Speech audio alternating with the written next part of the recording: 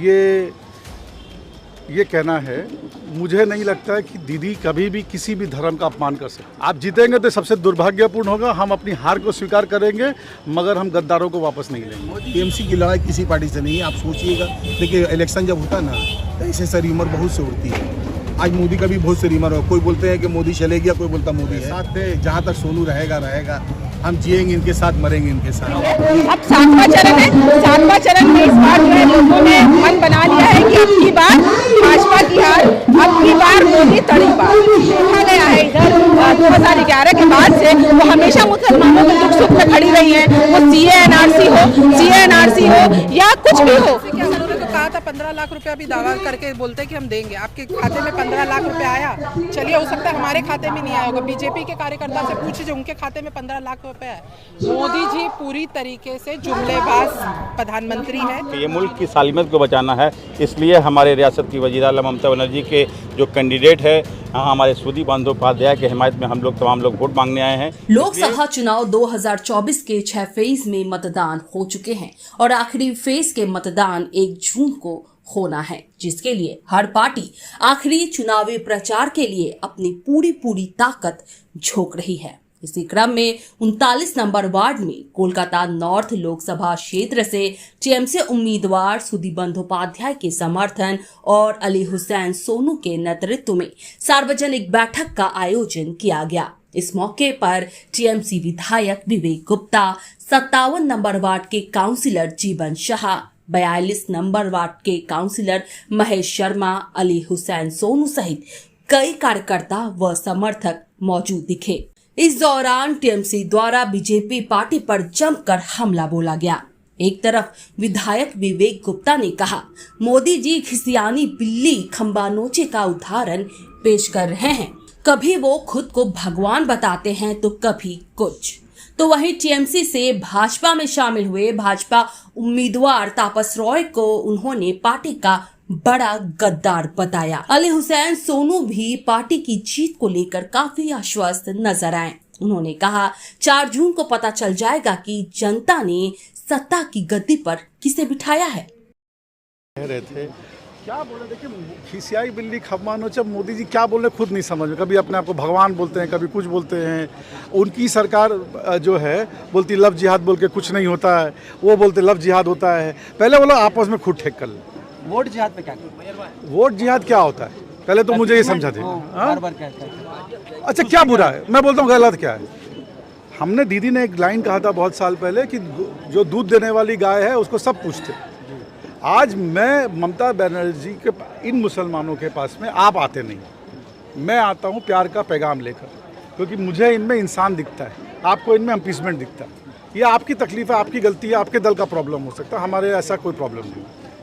विवेक जी, कहीं ना कहीं ममता बनर्जी ने मुसलमानों का अपमान किया है, कहीं और कुरान का अपमान किया, धार्मिक ग्रंथों को लेकर, और साथ ही साथ में माफ़ी मांगने को आखिरकार सीएम राजी नहीं है। आप एक जिम्मेदार पद पर हैं, क्या मुझे ये कहना है, मुझे नहीं लगता है कि दीदी कभी भी किसी भी धर्म का अपमान कर सकती है। उन्होंने क्या कहा है अगर आप ध्यान से सुने, मैं था उस मीटिंग में, उन्होंने क्या कहा आप उसको ध्यान से सुने।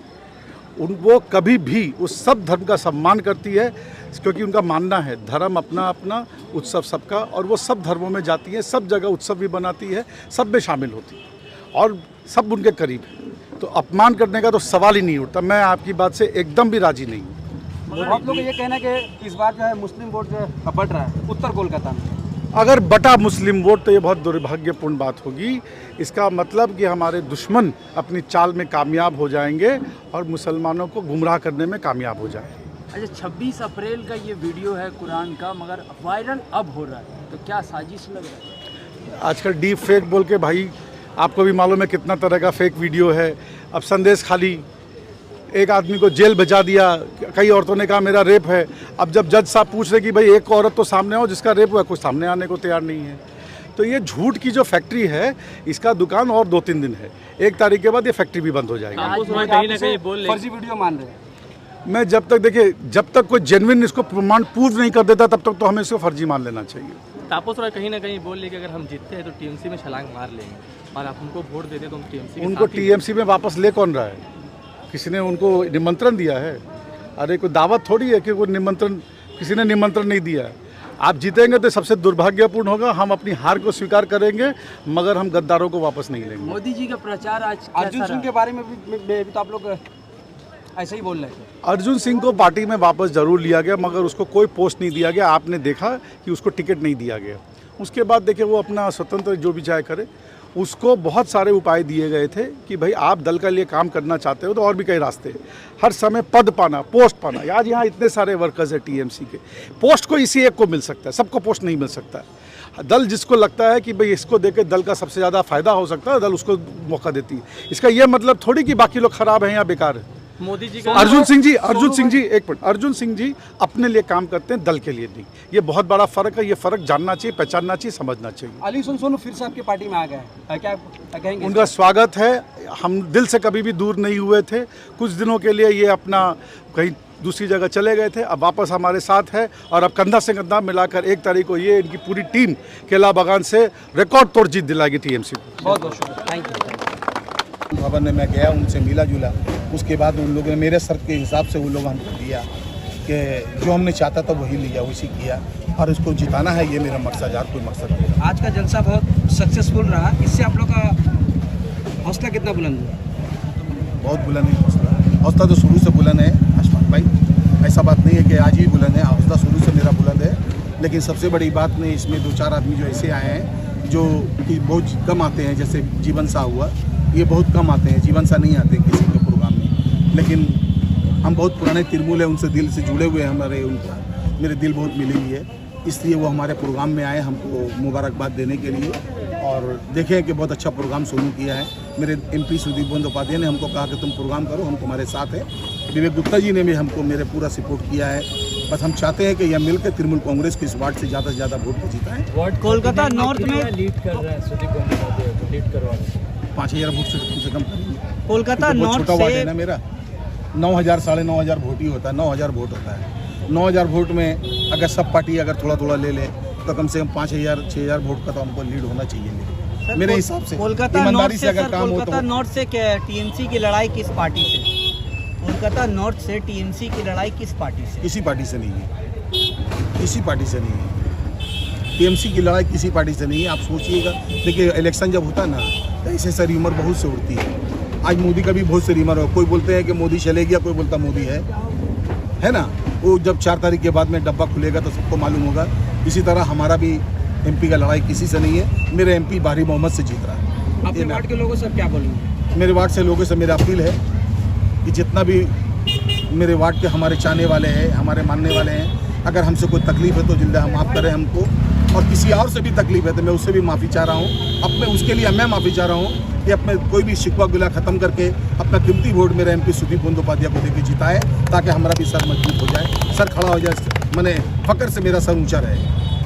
क्या आपने आज के इस जलसे के लिए यहाँ के जो लोकल काउंसलर है उनको भी अपने दावत दिया था? मैंने बहुत लोगों को दावत दिया जी। बहुत आए हैं, बहुत से नहीं आए। मैंने बहुत सारे को नहीं किया, एक ही नहीं, बहुत लोग काउंसलर को दिया है। तो इसमें बहुत सारे आए, बहुत से नहीं आए इसमें। और आपके जो साथी, आपकी जो टीम है जो हर वक्त आपके साथ रहती है, बेशक, इनके लिए आप क्या बोलेंगे? ये हमारे साथ थे। जहाँ तक सोनू रहेगा, हम जिएंगे इनके साथ, मरेंगे इनके साथ। यही मेरी जिंदगी है। कभी इनके पीछे नहीं रहा, कभी इनकी मुसीबत में एलिसन सोनू पीठ नहीं दिखाया, हमेशा इनके साथ रहा है। 2-4-10 लड़का जो मेरे साथ एनी टाइम मेरे साथ रहता है, तो हम उनके साथ रहते हैं। वो लोग भी हमारे साथ रहता है। हम जहाँ जाते हैं वो लोग मेरे साथ जाते हैं। यही उनकी मोहब्बत है। ये मोहब्बत को सलाम करते हैं। ठीक, बहुत ठीक है, शुक्रिया। ये वही वादा है जो 15 लाख का था, ये वही वादा है जो 2 करोड़ नौकरी का था, यही वही वादा है जो देश की महिलाओं को सुरक्षित करने का था। फिर से मैं उसको उसी एंगल से देखती हूँ कि ये सिर्फ जुमला है और कुछ भी नहीं। देश के लोगों को 140 करोड़ लोगों को गुमराह करने के बाद वो हमेशा करते आए हैं, 2014 से करते आए हैं, 2019 में किया, लेकिन 2024 में जनता जागरूक हो चुकी है, जनता समझ चुकी है कि इनके पास जुमलों के सिवा देश को देने के लिए, लोगों को देने के लिए कुछ भी नहीं है। पर जनता तो मन बना रहे हैं मोदी जी को लाने के लिए। बोले 1000 भी हो जाए गैस का दाम, तब भी हम मोदी जी को लाएंगे। देखिए, ये सिर्फ आरएसएस के लोग हैं और भाजपा के जो कर्मी हैं वही ये हुआ फैला रहे हैं। बाकी अगर आप ग्राउंड लेवल में जाएंगे, बंगाल के अगर पूरे कोने में आप जाएंगे तो 6 चरणों में चुनाव जो हुआ है उसमें ऑलरेडी उनकी शिकस्त दिख रही है। अब 7वां चरण है। 7वां चरण में इस बार जो है लोगों ने मन बना लिया है कि मोदी तड़ी बात। विवादित बयान है कुरान को लेकर, टीएमसी की माइनॉरिटी की नेत्री है, आपका इसमें क्या कहना है? देखिए जब तक देखिए मैं वेट कर रही थी कि दीदी का बयान आए।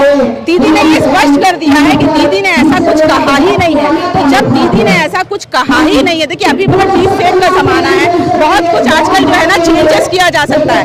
जब दीदी ने आके स्पष्ट कर दिया कि वो कुरान, बाइबल, महाभारत, रामायण या जिस भी धर्म का वो बहुत सम्मान करती है, इनफैक्ट उनके बोलने पर हम मुसलमान नहीं जा रहे हैं, लेकिन अगर देखा गया है इधर 2011 के बाद से वो हमेशा मुसलमानों के दुख सुख में खड़ी रही है। वो CA/NRC हो या कुछ भी हो, मुसलमानों के साथ वो हमेशा रहती है। तो मुझे नहीं लगता कि दीदी कहीं से भी इस तरीके का अपमान मुसलमानों का या कुरान का कर सकती है, और ये बात दीदी ने भी स्पष्ट कर दिया।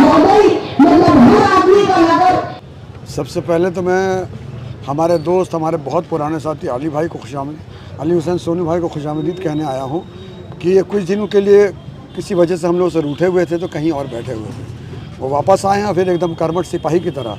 इन्होंने जिस तरह से आज महफिल सजाई है और हमारे कैंडिडेट श्री सुदीप बंदोपाध्याय के लिए जो वोट मांगने का काम कर रहे हैं और हम लोगों को दावत दी है, उसी मोहब्बत उसी खुलूस में हम लोग दौड़े यहाँ चल रहे हैं।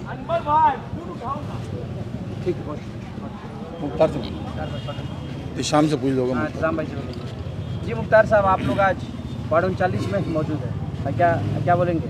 देखिए कल आखिरी दिन है। आज यहाँ पर नॉर्थ कलकत्ता से देश के प्रधानमंत्री भी बहुत बड़ा रैली निकाले हैं, लेकिन जिसके लिए निकाले हैं हम लोग मालूम है कि वो जीत नहीं पाएंगे। वो यहाँ से एक तरह से ज़रा सा डर से, मामूली का डर, ईडी का डर का वजह से वो आज चले गए। तो इनके पास, बीजेपी के पास जो है अपना करीब 80 कैंडिडेट तो कम व बेश दूसरे पार्टी को लेकर अपने पार्टी में लेकर आज दी है। तो यहाँ पर सोनू भाई का वही मोहब्बत है, देखा यही खुलूस है, पूरे लोग भरे हुए हैं। जिस तरह से हम लोग समझ में नहीं आ रहा है कि कुछ दिन के लिए वो नाराज़ थे, लेकिन वो ठीक टाइम में सही फैसला किए और जितना दिन वो बाहर रहे, खामोश रहे, बैठे रहे, लेकिन वो तमाम तृणमूल के हम लोग से टच में रहते थे और वो चाहते थे कि हम इनका दिल यहाँ लगा रहता। तो आज वो देख भी लिया हम लोगों ने, उनका स्टैंड भी देखा, उनके दोस्तों को भी देखा, उनके साथियों को, लोगों का मोहब्बत भी देखा। तो अच्छा है, ये हमारे पार्टी के लिए, हमारे लिए, सुदीप दा के लिए बेहतर है। आने वाले दिन में ये वोट हमारा बेसी तादाद में जो टोटल जो लोग हैं यहाँ पर मिले हुए, सब मिलकर अगर सुदीप दा के लिए वोट देंगे, मैं समझता हूँ कि ज़्यादा वोट से इस वार्ड से कामयाब करेंगे। आपके पुराने साथी फिर आपके साथ एक ही पार्टी में आ गए, आपकी पार्टी में। देखिए बहुत मुबारकबाद देंगे हमारे सोनू भाई, देर आए दुरुस्त आए, कुछ दिन का मामला था, अल्हम्दुलिल्लाह बहुत ज़बरदस्त तरीके से वापस आए और समझ लिए कि ज़बरदस्त तरीके से ये काम कर रहे हैं। आज देखिए, आज उसका नमूना है जो हमारे तमाम नेता यहाँ पर मौजूद है। देखिए मुल्क की सालमियत खतरे में है, इसलिए सोनू भाई का दिल जो है गवारा नहीं किया और ममता बनर्जी का सिपाही बनकर के फिर से वो खड़े हुए। हम आप लोगों से, चैनल के तमाम लोगों से मुखातिब होकर बोलते हैं कि ये मुल्क की सालमियत की बात है। ये मुल्क बचेगा तो देश बचेगा। तो हम समझते हैं कि ये हम तमाम लोग, हर जाति हर वर्ग के लोगों को एकजुट होकर करके रियासत मगरबी बंगाल के साथ साथ हर जगह वोट करना चाहिए। नॉर्थ कोलकाता, साउथ कोलकाता और तमाम 9 सीटों में मैं लोगों से अपील करूंगा, गुजारिश करूंगा, इल्तिजा करूंगा कि ये मुल्क की सालमियत को बचाना है। इसलिए हमारे रियासत की वज़ीर आला ममता बनर्जी के जो कैंडिडेट है, हमारे सुदीप बंदोपाध्याय के हिमायत में हम लोग तमाम लोग वोट मांगने आए हैं। इसलिए कि हम लोग जो है, हमारी जो टीएमसी सरकार जो है, जो ऐसी सरकार जो समझ लिए कि सबका साथ, मतलब हमारी जो धर्म जार उत्सव सवार जो कहती है हमारी नेत्री ममता बनर्जी, तो हम लोग ममता बनर्जी के सिपाही है। देखिए फरीद खान साहब से लेकर के, मुख्तार साहब से लेकर के, हमारे तमाम लोग, रशीद भाई से लेकर सैयद फैसल इकबाल से लेकर के सोनू भाई, हम लोग तमाम लोग यहाँ पे इकट्ठे हुए हैं इसलिए कि हम लोग मुल्क को बचाने की कसम खाए हैं। और ये हमारे बड़े भाई सोनू भाई के